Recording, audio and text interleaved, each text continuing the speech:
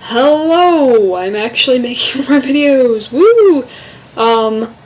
I actually figured out a way to access those videos I lost, so it's time consuming, so I'm sorry if I'm taking a while to make actual nice long videos, but I am able to at least put some of the footage I took into the videos I show you, which is nice compared to me just sitting here with my webcam with this very blank wall back here.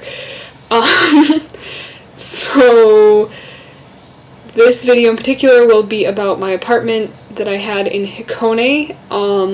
Had as in I don't live in Hikone anymore. If you didn't hear that in the last video, I live in Otsu now, in a very different apartment, so I'll do one on that eventually.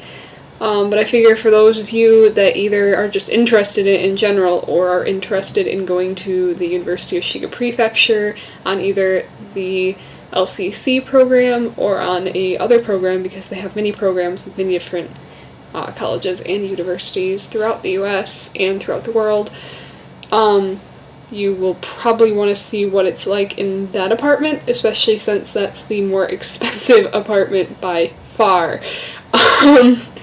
It's a very nice apartment. It's worth the money in a way. It's $500 a month for the apartment, equivalent about, so we'll just say $500 a month, because I really don't know how much it is exactly in yen, because I paid for it up front through the tuition payment. I just know through another tenant there he had to pay for it separately, and it was, he said, around $500 a month, which is a reasonable payment. It's, you know, it's substantial, I guess I should say, but it's, for what you're getting in Japan, it's not that bad, and the bills are included. So if you need to use extra heating or water or air conditioning, they have a meter outside that keeps track of it, so I'd assume that if you used like water 24/7 or something, they're going to charge you more, maybe, but we didn't see anything of that, and we had one person on our program used, I think, at least double, if not triple, the amount of energy and water that everyone else in the apartment building was using. So and he didn't get charged anything. So we're going to assume that they won't, unless you use enough to have an Olympic-sized swimming pool refilled every day or something. Another interesting thing to note is that the apartment in Hikone is known as a mansion-style apartment, which is a little confusing for Westerners to understand, I guess, only because we see a mansion as a large house that, you know, usually we see it, fancy people live in mansions, you know, so, but in Japan, it's more of a upscale apartment, and usually it's more modern style, so it has a higher ceiling, it might have a loft part to it, which this one does. I've only been in that one, and I've only, like, really heard about them, so I don't know what else is special about mansion-style apartments besides them being newer and more modern style. So, I do know that the price difference for the USP apartments is pretty, staggering. From what I've been told, at least, again, this is from people I know that are pretty reliable. This is from, like, the, one of the heads of the program I was on. It's about $30 a month, which sounds unreasonably low for a price estimate, but from what I was told, it's an older apartment, but it's in good shape for an older apartment. It's just not, you know, it's not the nicest, it's not the newest, it's just, it's old. I think all of them you're able to have roommates, but it doesn't seem to be widely encouraged. Only, I could see why, there's not much room. I couldn't see, like, there was one picture showing 4 people staying in one of these apartments, and I can't imagine where they would all sleep. I'd assume they'd all have to, like, sleep in the sleeping cubby and the living area. I don't understand that. If you are planning on coming to USP, I would encourage you to communicate with them about what the apartments are actually like and ask for like the square footage, or they probably give you square meterage or something. And then calculate that out and figure out what the difference would be. And also if you'd be required to have roommates in the other one, or if you have the option of living alone. Because for $30 a month, if that is true, I would just live alone. Anyway, sorry for rambling for so long. Without further ado, here is the Hikone Apartment. And here we are at lucky number apartment 103. There's my doorbell with the speaker and the camera. And here's my door with my nice little mail slot, and my keyhole is right here. It has a funny little flat key that you put in there, push down and turn it, and it should open the door if you're not like me and get it stuck all the time. All of the keys are identical, but they are unique to your door somehow. I'm not sure exactly how they work. And you have a deadbolt and a slide lock. There's my wet shoes. Taking those off because you're not allowed to wear shoes in almost any Japanese apartment. So you have to take them off and put them in your nice little shoe cupboard there. So I put them away. You can usually hold anywhere from like 5 to 30 pairs of shoes. There's my washer there. I do not have a dryer. You have to hang things to dry. That's pretty normal also. Here's my tiny little kitchen.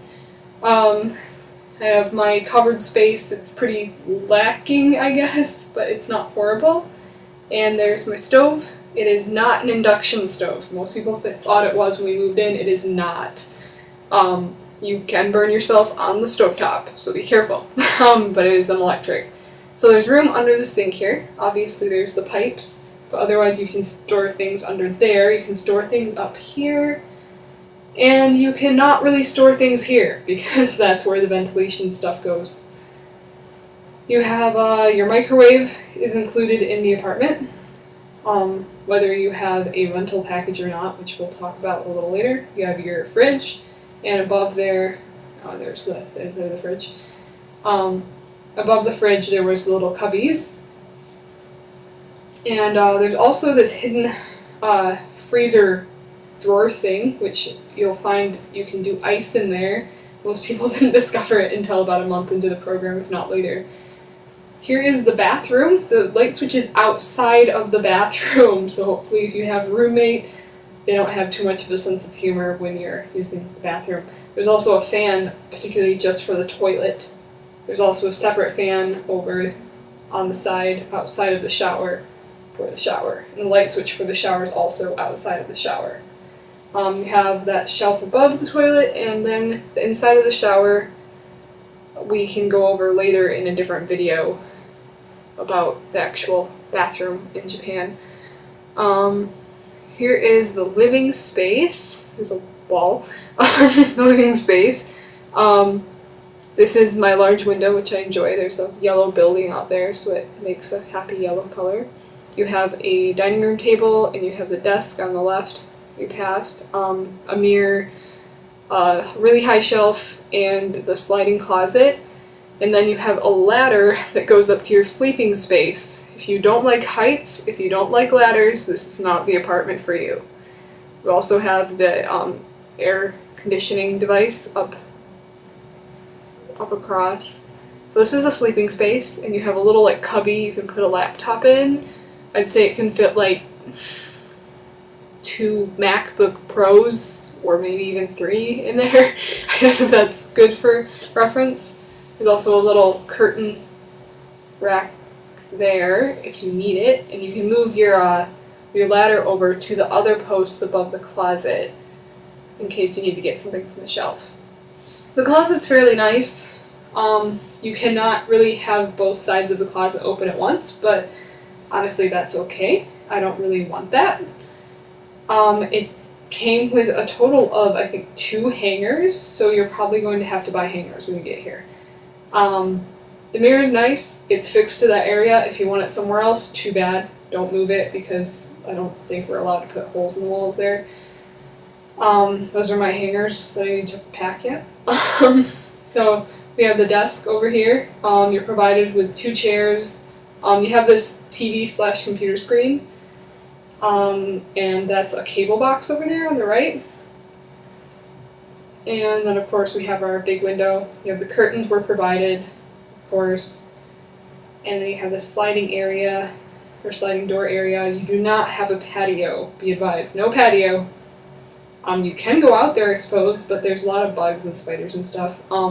That hook there you can hang a pole on, which you can then hang laundry on to dry if you want, but I just hung it in my apartment or in my bathroom. That up there is a lock for the upper window, and that I'm looking at here is a vent, so you don't have to open the window, but bugs can still get in the vent. Down here we have the rental equipment. There was one like formal wear bag, like a dress bag that it came with, and then this box of stuff, but not all of the tenants in the building got this box of stuff. So in the box there are all sorts of items like pans and water heater and plates and cups and all sorts of things. Okay, well that's the Hikone apartment. I hope you enjoyed the little tiny tour of me and my shaky camera. I was actually moving out within, what was it, a few hours or maybe even an hour of me taking that video, so it was very, very quick, and that's also why the whole apartment was empty and packed up. So I hope you enjoyed that. Unfortunately, I don't live there anymore, so if you have any questions that you wanted answered in a video like directly with that apartment involved, I cannot do that. But I do have several videos of stuff around the apartment, and obviously I live there, so I can answer questions if you would like me to.